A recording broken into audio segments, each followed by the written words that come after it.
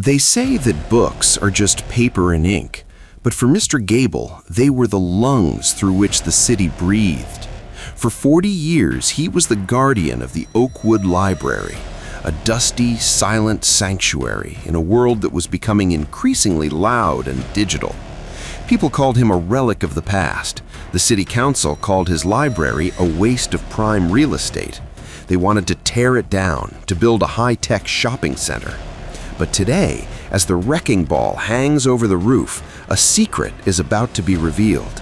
A secret that wasn't written in a book, but on the very walls of the building itself. This isn't a story about a man who returned to buy the building with $1 billion. This is a story about a boy who returned to prove that some things are too beautiful to ever be destroyed.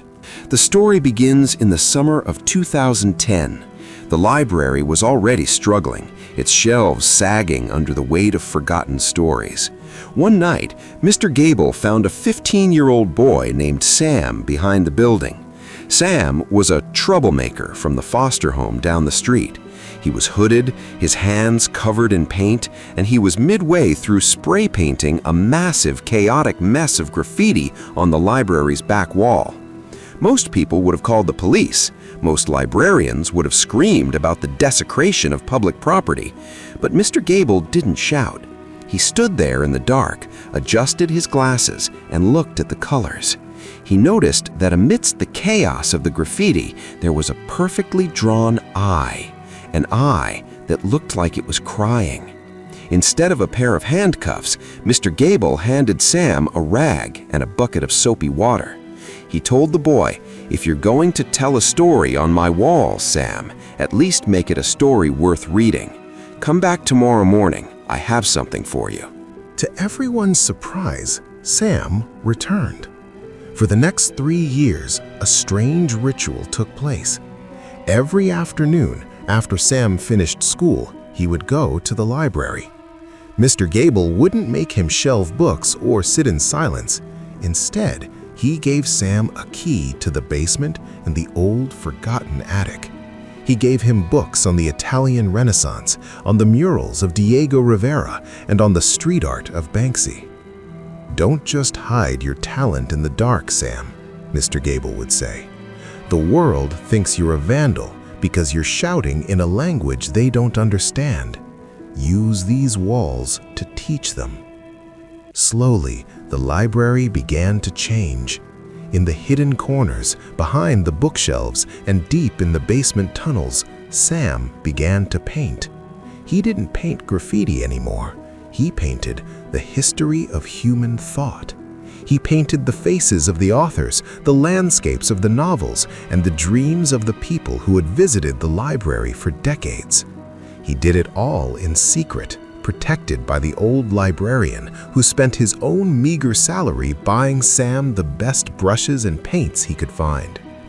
But kindness often carries a heavy price.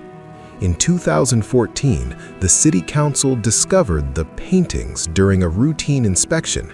They used it as an excuse to fire Mr. Gable, claiming he had allowed a delinquent to vandalize a historic building.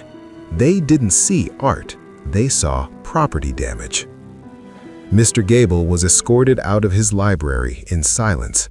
He didn't defend himself. He didn't want the council to find the rest of the murals in the attic and the basement. He knew they would just paint over them. On his last day, Sam found him at the bus stop. The boy was devastated, blaming himself for Gable losing his job. Mr. Gable smiled, his eyes twinkling behind his thick lenses. He told Sam, "The library is just a shell, Sam. The stories are in you now. Go to the city, study.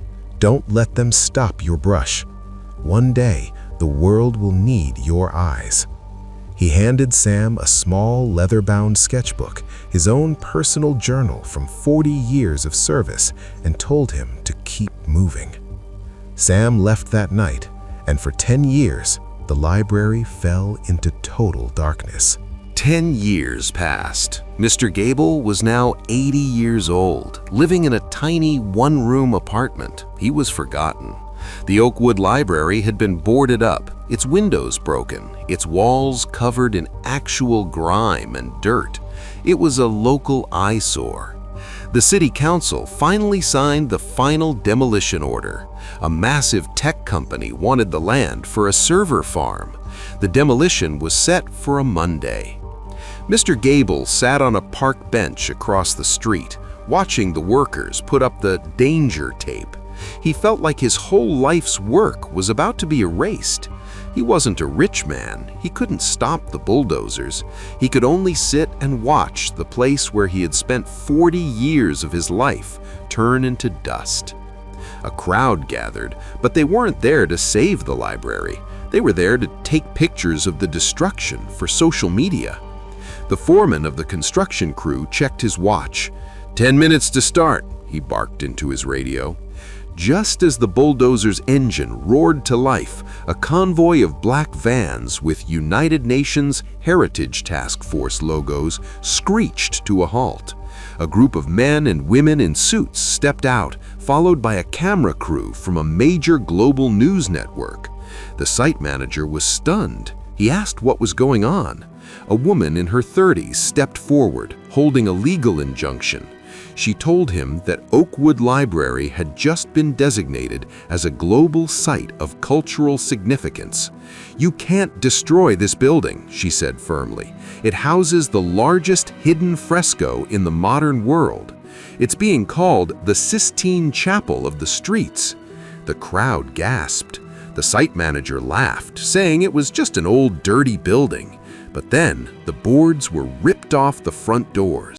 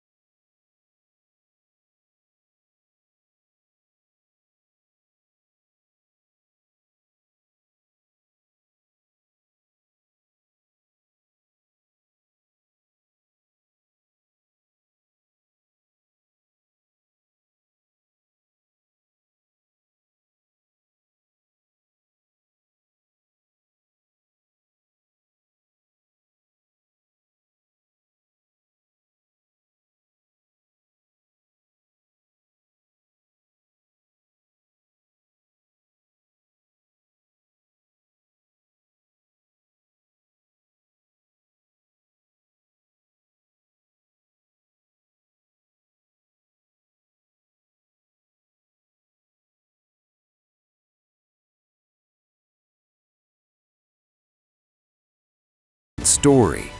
It was so beautiful that even the cold-hearted council members who arrived were moved to tears. Sam walked across the street, straight to the park bench where the old librarian sat. He didn't offer him a check for $1 million. He didn't give him a luxury car. He knelt down, took Mr. Gable's wrinkled, flour-dusted hands, and handed him a set of keys. "The city didn't buy the building, Mr. Gable," Sam whispered.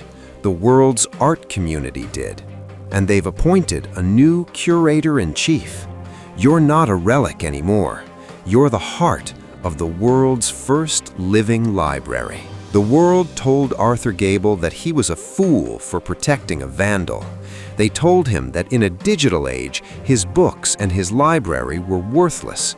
But Mr. Gable knew a secret that the city council didn't. He knew that if you invest in a human soul, that soul will eventually create something that no amount of money can buy. Sam didn't return to Oakwood to save the building with money. He returned to save it with the very talent that Mr. Gable had nurtured when everyone else wanted to throw it away. Remember, your legacy isn't the buildings you build or the money you save. It's the fire you light in someone else. Because one day, that fire might just be the only thing that keeps your world from going dark. If this story reminded you that true wealth is found in people, type legacy in the comments and share this to honor the mentors who never gave up on us.